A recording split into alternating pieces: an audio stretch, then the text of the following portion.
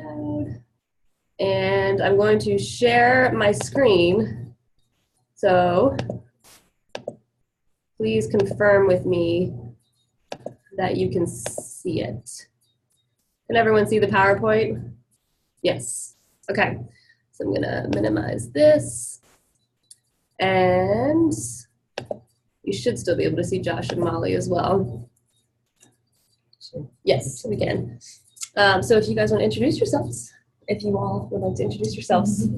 Okay. My name is Joshua Potter, and I work at KU in the Center for Teaching Excellence, dealing with helping departments and the university at large manage different sorts of assessment projects and institutional data gathering projects, things like that.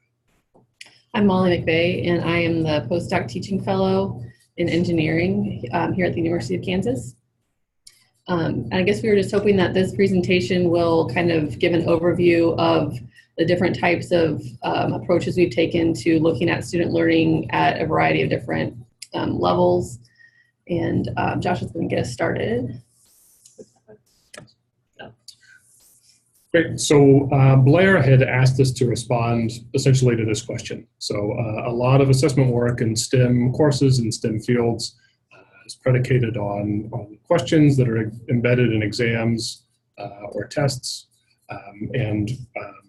We will be trying to move beyond that sort of assessment. Those are perfectly fine assessments. There's nothing wrong with them, but there's kind of a much richer, broader landscape of assessment that we wanted to review, kind of the whole decision space of different options. And then Molly's going to drill down into some specific examples she's been working on in her own STEM assessment work. So I wanted to begin with this landscape, or a kind of typology of different aspects of assessment. So there's been a question, will we be able to get the PowerPoint slides after the presentation? If you all don't have a problem with that. It's probably okay. If we need to edit some data slides, we will, but basically just type your email into the chat box here and I will write it down and we'll get you a copy of that. All right, back to thinking about an assessment typology, or a kind of overview. A test embedded or an exam embedded question is a form of direct assessment, or it's an opportunity for the teaching staff to directly pose and then examine student work or student response to a prompt. Other forms of direct assessment are the application of a rubric, for example, to a big student project or some group work, asking students to write an essay and then evaluating the essay as a finished product. But this is just one aspect of this particular dimension of the typology. There's also indirect forms of assessment. These, I think, are more common in maybe humanities and social sciences fields, although there's no reason why they would not be appropriate in STEM fields as well. Indirect assessments have to do more with asking students to self-report or reflect or give some accounting of their learning. So you can interview a student, you could administer a survey, you can conduct a focus group where you talk to a group of students all at once. This is another perfectly valid form of assessment. It's especially powerful when used in combination with direct forms of assessment. But there's a little bit of unreliable narrator sorts of biases potentially when you rely on indirect assessments, which is why maybe we don't see them used quite as much. We can also divide assessments into formative versus summative assessments. And by this, I mean formative, are we evaluating student learning kind of midstream or mid-process, versus summative, where we're looking at a final product, a capstone project, something to that end. Test-embedded questions tend to be great for kind of smaller rungs of the hierarchy of learning. They're more appropriate kind of in a formative type of setting than a summative setting. And that brings me to alignment. So are the assessment tools that we've chosen, whether indirect or direct, whether couched toward formative or summative aspects of learning, are the assessment tools appropriate for the level of complexity or comprehension in the learning that takes place in our curriculum? So much recourse is made to Bloom's taxonomy of learning, or hierarchy of learning. I'll return to that previous slide here in a second. This is adapted from a teaching and learning center at Carnegie Mellon. But basically, as we move through kind of increasing complexity in learning objectives, or as we move from verbs like recall, recognize, and identify, up to apply, execute, implement, all the way to create and generate, what sorts of assessments are most suited or well aligned for that level of complexity, such that an objective test item is a perfectly appropriate fit when you're asking your students to recall, identify, or recognize. But if you have a learning objective for your program along the lines of evaluate, create, design, you probably don't want to be making recourse to test embedded questions or objective test items. That should push you more toward sustained research projects, planning designs, large-scale compositions, or in the cases of performing arts, certain kinds of performances, things of that nature.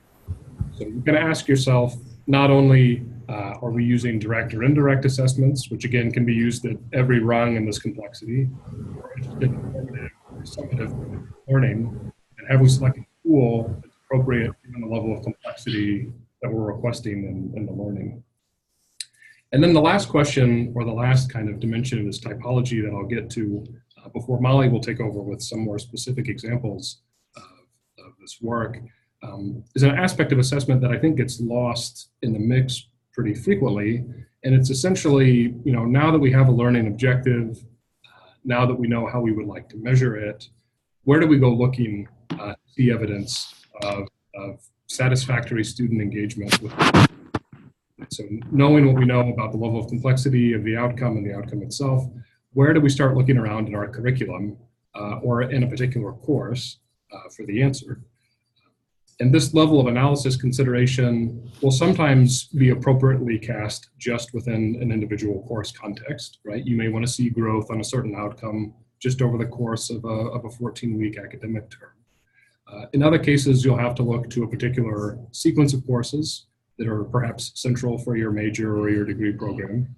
And in other cases, you'll have to take a much larger look at the curriculum overall, right? Do all of the idiosyncratic and decentralized bits of our curriculum hang together as an aggregate product that is meaningful for the student as they move through this curriculum. And so this is a highly contrived sort of diagram, but if you can imagine, you can diagram out kind of the structure of your curriculum. Let's say we have some learning outcome, perhaps research, proficiency, or ability, and this is a outcome that gets introduced kind of at the 100 level. We circle back to it at the 200 level. Maybe in our curriculum, there's a central 400 level stats or research design course that all of our majors move through. And then we get kicked out into kind of senior level surveys or special topics courses. So when we look at a diagram of our curriculum, when we look at the level intro, proficient, or advanced at which we're addressing a learning outcome. So perhaps early on, in terms of research, we would only expect our students to be able to identify a research question and maybe primary sources.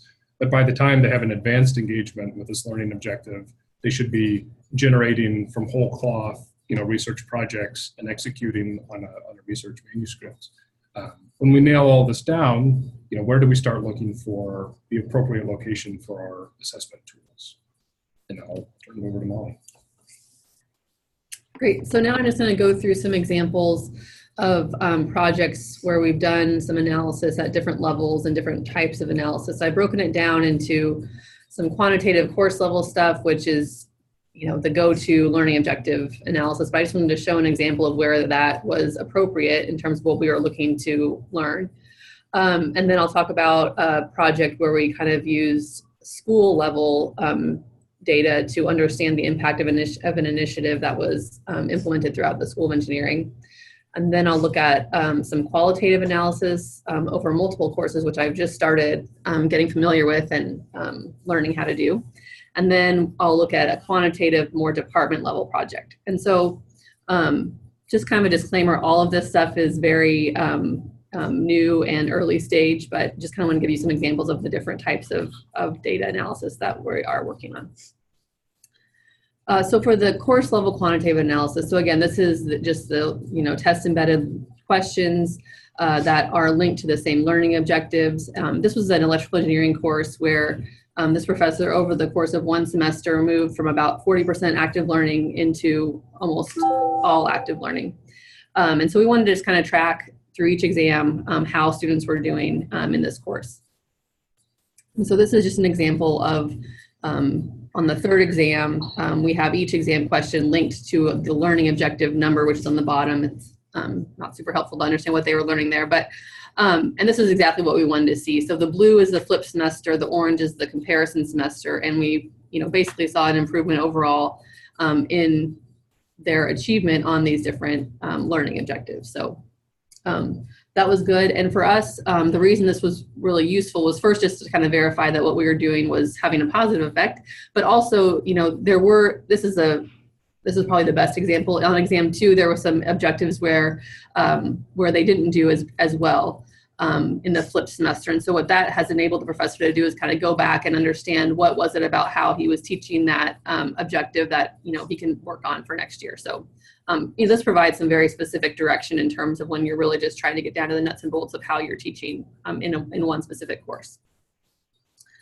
Okay, so now I'll talk about the school level quantitative analysis. So in this case, we were studying the impact of our undergraduate teaching fellows program, which is closely modeled after the LA program. And in order to do this, we utilized Scopus. And then we also got started looking at downstream performance of students. So in this case, the impact of having these undergraduate teaching fellows in a class, you can't track that directly to learning objective achievement. And so we needed some other way to try to quantify our students in the courses learning more with this resource versus without. And so what the Scopus is going to tell us, I think everyone's probably familiar with Scopus. But Scopus is going to basically tell us what is happening in the class. So an observer is going to, quantify the different behaviors that are happening over a given class period. And so we use this data to generate. I'm really simplifying down the results, but basically what we wanted to know is over these courses that have this resource of the undergraduate teaching fellows, are students spending more time in active learning? And what we saw was yes. So this data is looking at averages over 2 semesters. So there's probably about 22 courses represented here in the orange bar, and the yellow bar is a comparison course. So that's just one class each semester that we're comparing.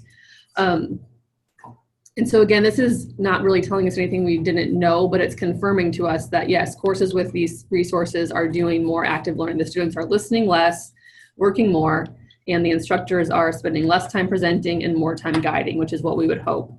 And we'll continue doing this over time to just make sure that things are kind of working as we expect. And we can also go back and track the Scopus for a given class over the 2 years as this resource has been implemented to see if in a specific class we're going towards more active learning versus not. So another thing we wanted to look at was, again, we were kind of struggling with how do we get an idea of if the students are actually learning more. We understand that because thanks to the Scopus, we know that the way the course is being facilitated is changing, but our students learning more. And so what we wanted to do and what we started to do was to follow students through that curriculum. So starting to look at downstream performance before and after the implementation of this UGTF program. Before I show you the data, I just want to make very clear that this is a very initial dive into this data, very small numbers. And this is just going to show you one course. We would obviously do this for multiple courses that are involved in this program, but I just want to illustrate what we hope to do more of and what we're thinking in terms of this. And so in this example, ME320 is a dynamics class. It is a junior level course that received this resource of having UGTFs. I think it was in 2014 sometime. And so we wanted to look at students' performance in ME682, this downstream course, which is a senior level class. We wanted to look at the performance in that class of students in ME320 who took it before and after the UGTFs. I hope this is not getting really unclear, but. And so this is the type of chart that we were looking at. So what we're looking at is the grades in ME 682 for those who took ME 320 in the fall of 2014 when they did not have UGTFs compared to the spring of 2016 when they did have UGTFs. And so on this first bar on the left, of the students who got an A in ME 682, let's see. Okay, so about 55% of the students who took the ME 320 without UGTFs got an A in ME 682. And then slightly less percentage of students who took ME 320 without UGTFs, with UGTFs, got an A in ME 682. And what we're seeing here is that, you know, the A's and B's aren't necessarily, I think they're probably too close to really say anything, but what we do see is that there are less C's and D's in ME 682 in the group that took ME 320 with the UGTF. So that's kind of, that's good.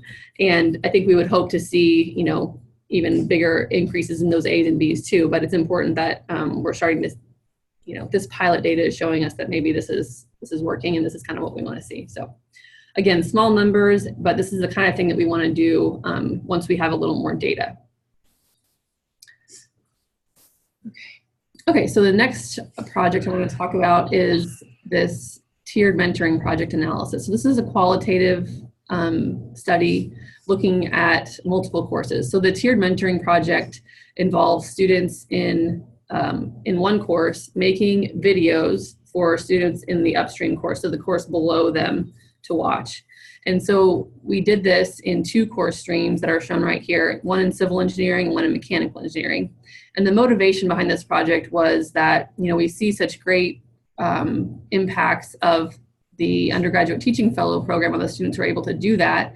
And this was just one kind of pilot idea about how we could maybe bring some of those benefits to all students in a curriculum. So even the students who, you know, aren't the shining stars that we would choose to be UGTFs, how can we get them involved in some sort of mentoring activity that, and we use the term mentoring lightly, but that can be beneficial to them in the same way. So that was kind of what we were trying to study. And so we implemented this project in 2 different course streams. So students in the higher level class would make content for the students below them on topics that the students below them are studying. And what we asked students to do, and each course did it slightly differently, but we asked them to, you know, either come up with a video that goes through an example of solving a problem that's really typical in that course, or explain what it was that that helped you understand that topic, or what were you tripping over, and how did you come through and get to understand that topic. And then, you know, why is that topic important 2 or 3 courses down in the curriculum? And so the analysis that we did, I really wanted to do reflections, but then as I got into it, I realized that what I was kind of doing was not a reflection at all. It was really just an open-ended survey question. So that's what it ended up being. But we asked them open-ended survey questions such as, you know, what did you learn from doing this project, and what was it about this project that was helpful to you in terms of learning the content or having more confidence in your abilities related to this topic. And so we got about 80 responses overall, and, you know, I went through each individual response and categorized responses and then consolidated them into common themes, and then we're able to kind of come up with a pie chart I'll show you in a second of what the kind of the most common themes were. This was a lot more tedious than I had ever imagined, and it was very interesting to kind of learn how to do this. The cool thing is that if you just look at the numbers in terms of, you know, the Likert scale type questions that we asked in the survey too, you know, like, how much do you agree that this project was helpful or worthwhile or taught you something? You could be kind of discouraged because it's like 45% were saying it wasn't really, you know, don't agree or no, it wasn't helpful. And so kind of our first take at how the project went was like, oh, they hated this. It wasn't very good. But then when we dived into the qualitative analysis, it was a lot more encouraging. And so that's what I want to show here. So I'm just going to show a couple of the different questions. And so this question was, what was it about doing this project that had an impact on your understanding or on your confidence in your understanding of a topic?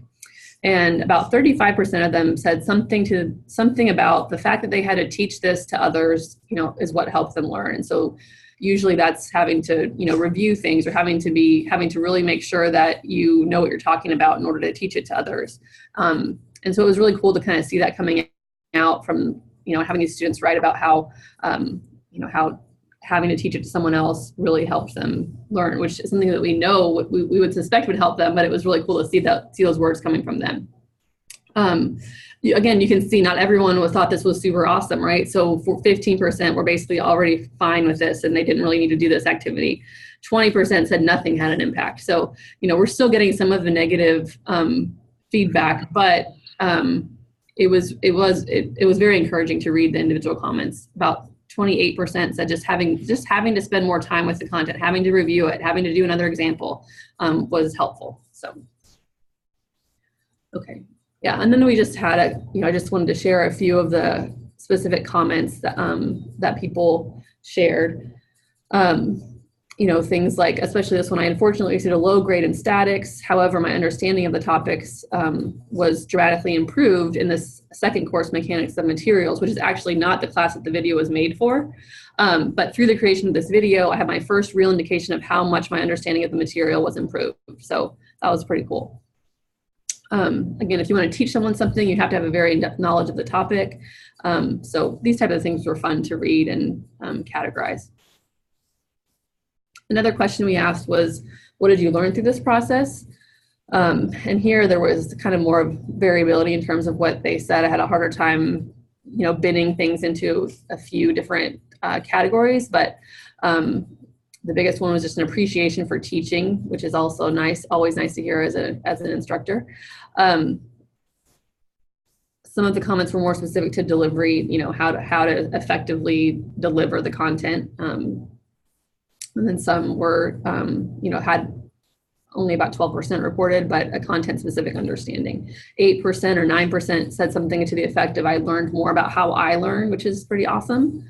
And again, that 7% saying nothing. So, it is what it is. Here's some more quotes that just, you can kind of read through those, just showing some of the individual responses.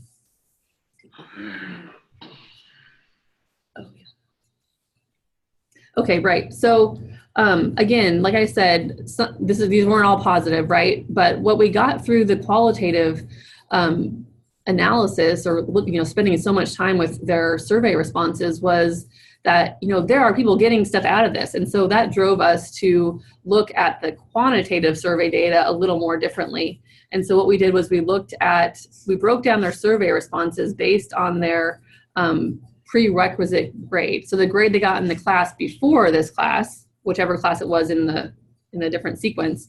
And then we looked at the survey data that way. And that was really interesting because that showed us that, yes, in fact, some students are getting way more out of this than others. And specifically when it came to, do you have more expertise on this topic, or do you have more confidence in your knowledge on this topic? The students who were coming into the course with a C had significantly stronger level of agreement that this project helped those categories. And so that kind of made sense to us and made us excited to kind of keep going with this project. So this is kind of exactly what we were hoping it would do. I will say, just in terms of the project as itself, it really was not a mentoring activity in this go round, because we were doing it so last minute, we didn't get a chance to actually share it with people downstream. But this semester upstream.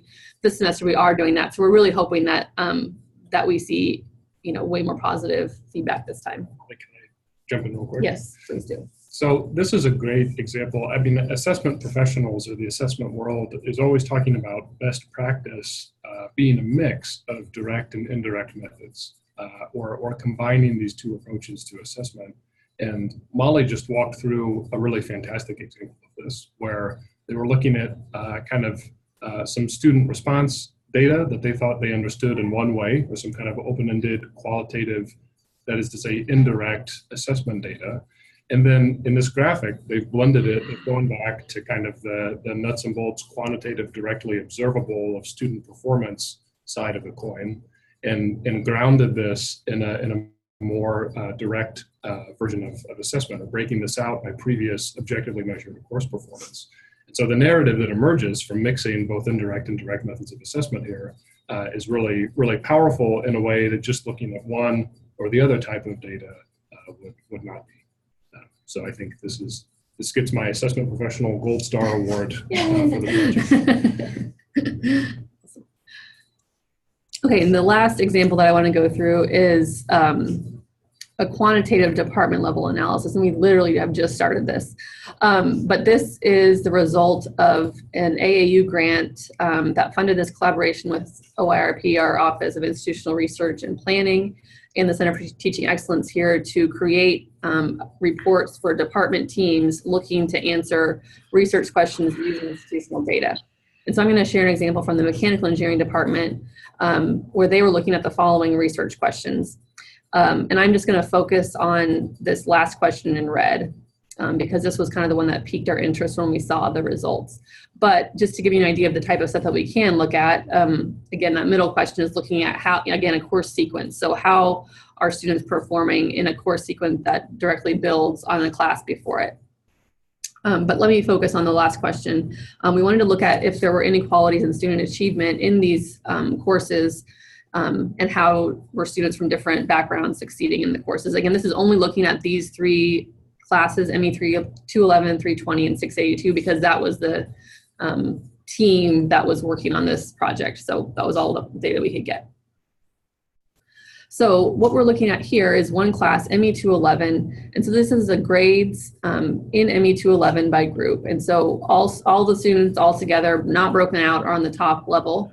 We have underrepresented minorities, Pell Grant eligible, first generation, and female students.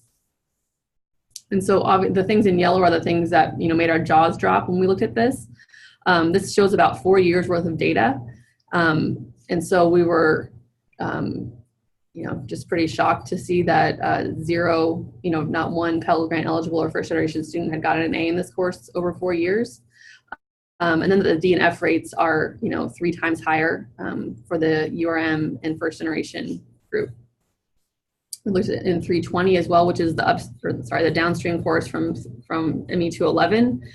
And we saw this weird dynamic where the underrepresented minority group and the first generation group, it's like a dichotomous variable. They're either getting A's or C's in the course. So that is kind of stumping us. But then again, I did a little more kind of regrouping with the data, and this kind of makes our concerns a little more obvious. So this is looking at the grade achievement by group. So it's the same data. It's just, I put the A's and B's together and the C's or belows together to kind of just parse that out.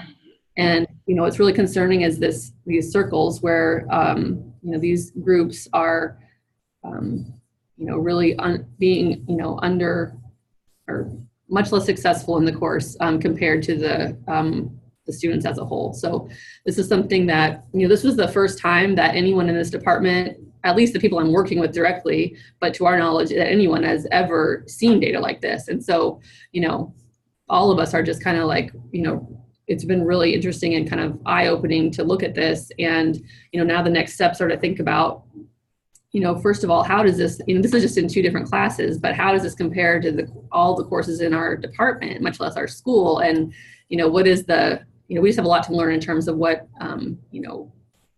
what we can do to affect these parameters as well, because the fact that, we just haven't had access to this before. So I guess it's a great first step to actually be able to see the data, but all right, so that's all I have. And I just, again, wanted to share these examples of the different types of data analysis we're doing and, hopefully get some questions and ideas and advice from all of you on how to do better and more. Okay. What do I do? Okay. Did you stop share? There. Okay, everyone can see us again. All right, so now we will open it up for a Q&A, and it can be questions about the slides you just saw, or if you have general assessment questions pertaining to the work you're doing, this is an open space to talk about this here as well, so feel free to ask one. Don't ask me.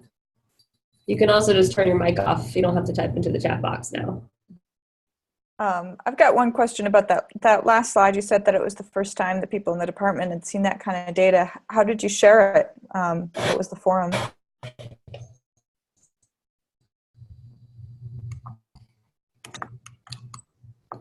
Blair looks frozen. Picking up a bit. Oh. Yeah, your screen is frozen for us. Okay.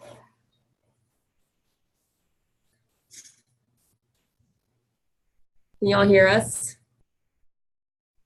Oh. Okay. We got you back. Try again, Stephanie. Oh, so you didn't hear my question? Yeah, it broke up. I asked on that last slide. You said that was the first time that folks in the department had seen that kind of data. How did you share it? What was the forum for doing that? So we haven't shared it with the whole department yet. Only this team of us that are working on this project have seen the data, but they're eager to share it. Like they want to talk about it in a department meeting. Once we kind of know what we want to say about it, but that's the plan. In our institutional context at KU, at any rate, that the fact that you could see that data or had it on hand now was actually the result of a collaboration between the department and then sources of data outside of the department. So when we talk about kind of more macro level forms of assessment, this took a group of professors getting outside of the context of their individual courses, approaching the university at an institutional level, and then trying to wed institutional sources of data about student backgrounds and attributes to locally derived sources of information about course performance or how they tracked over or through a sequence of courses.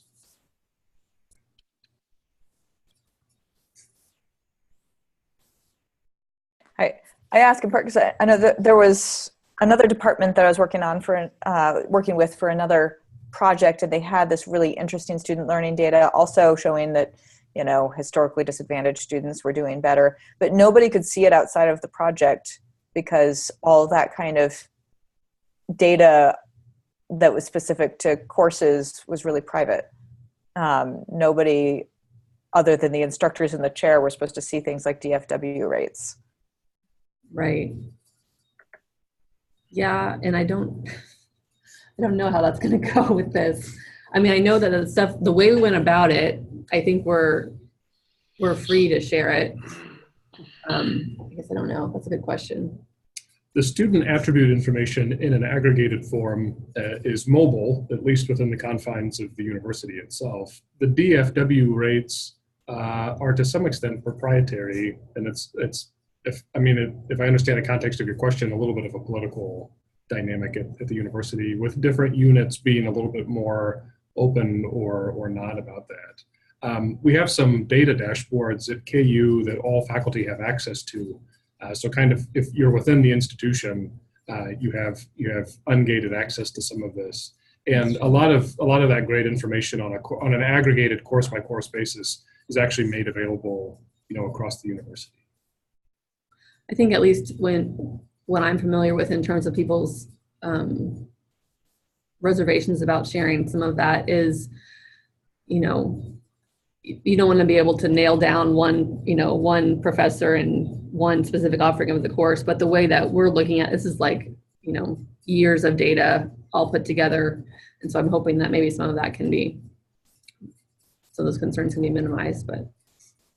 Yeah, that helps. Like, because in this particular case, it's a course that, I'm sure other people have seen this, like a course where one professor is known to get great results, and they, say she's teaching to the test, it's like her magic sauce. So it's like, they have lots of explanations, but then two other people just used her methods and saw similar DFW rates. And I'm like, great, call this from the hills, right? And they're like, no, that's all, we can't share that beyond the chair. I'm like, then how are you going to get other faculty to realize that this is a more effective method? And this is a math course with high DFW rates and, underprepared students and stuff. So it's a real issue. So anyway, just looks like you've got an easier situation.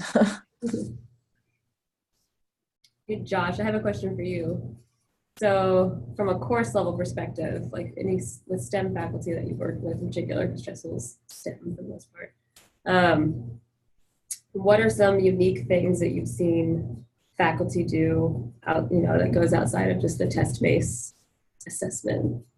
What are some things that people are doing in their courses that's different that have worked well? I think a lot of project-based active work in the classroom and group work. So a lot of sustained non-test item sorts of activities. Labs in some fields, but not in others where those aren't as applicable. And I think there's a big initiative at KU right now thinking about undergraduate research in the curriculum, and in particular, how do we scaffold that work across numerous courses within a department. So I think I've seen a lot of examples. There's a lot of good work at KU taking place right now in STEM and elsewhere, thinking about setting aside a class paper or an exam or anything that takes place in the context of one class. How do students get bits and pieces of a broader understanding of the research process throughout their enrollment in several courses in our curriculum? And so that, and within any individual course, that takes on a number of forms, but across courses, it involves a lot of faculty coordination and collaboration in different pieces of that larger objective, which is a very difficult objective to get undergraduate students thinking about kind of peer-reviewed research. Different aspects of that manifest themselves in different ways, coordinated ways across classes. Yeah, that's one thing I was thinking. I don't know, there's no answer to this, but what do you do when you start to see that difference in student success for these demographics? My first thought would be scaffolding, creating assignments that are scaffolded so that they can get to that same level. But I don't know if anyone has any thoughts on that. I think what we realized was that first we have to learn as a group about what are the factors that make this experience harder and more challenging for these different groups, and then what are the things within that we have control over. And yeah, but I think for us, we just realized we need to learn. Like, we don't know enough about for all the work we've done to have inclusive classrooms. We don't probably know enough about what were the specific challenges of these groups. So.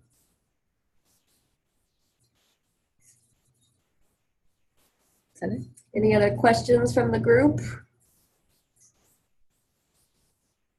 Short and sweet. All right. Well, thank you everyone for joining. We appreciate you taking the time to have a brown bag discussion with us. If you have any questions afterwards, feel free to email me. And stop the recording now. And have a great Wednesday. Thank you for letting me sit in for just a few minutes. I had hoped I would be able to join earlier, but I'm hoping I'll be able to join some of the other brown bags as the series continues. Thank you. Thanks, Mary. Okay.